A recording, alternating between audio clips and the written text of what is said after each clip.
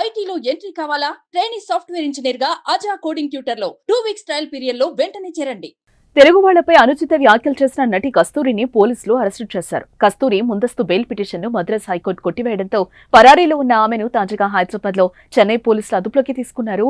Hindu people's party of Tamil Nadu తరపున బ్రాహ్మణులకు రక్షణ కల్పించేందుకు ప్రత్యేక చట్టం తేవాలని డిమాండ్ చేసే క్రమంలో కస్తూరి తెలుగు వాళ్లపై వివాదాస్పద వ్యాఖ్యలు చేసింది. సుమారు 300 ఏళ్ల క్రితం రాజుల కాలంలో అంతఃపుర మహిళలకు సేవ చేయడానికి తమిళనాడుకు తెలుగువారు వచ్చారని, అలా వచ్చిన వారంతా ఇప్పుడు తమది తమిళ జాతి అంటూ పెద్ద పెద్ద మాటలు మాట్లాడుతున్నారని ఆమె కామెంట్ చేసింది.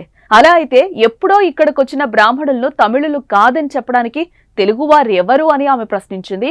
కస్తూరి చేసిన ఈ వ్యాఖ్యలు దుమారమే రేపాయి. తమిళనాట వ్యాప్తంగా స్థిరపడిన తెలుగు వారిలో ఆగ్రహ జ్వాలలు రేగాయి. తమిళనాడుతో పాటు తెలుగు రాష్ట్రాల్లోని ప్రజలు కూడా భగ్గుమన్నారు. దీంతో ఆమె దిగి వచ్చి క్షమాపణలు చెప్పారు. నా తెలుగు కుటుంబాన్ని బాధ పెట్టడం లేదా కించపరచడం నా ఉద్దేశం కాదు. నాకు తమిళనాడు పుట్టినీళ్ళు అయితే తెలుగు గడ్డ మెట్టినీళ్లు లాంటిది. నేను తెలుగు వారిని అవమానించలేదు.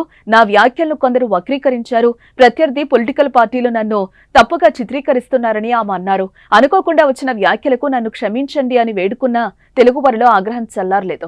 తమిళనాడులో పలు చోట్ల కేసులు నమోదయ్యాయి. పోలీసులు భారతీయ నాగరిక సురక్షా సంహితలోని 4 సెక్షన్ల కింద కేసైతే నమోదు చేశారు.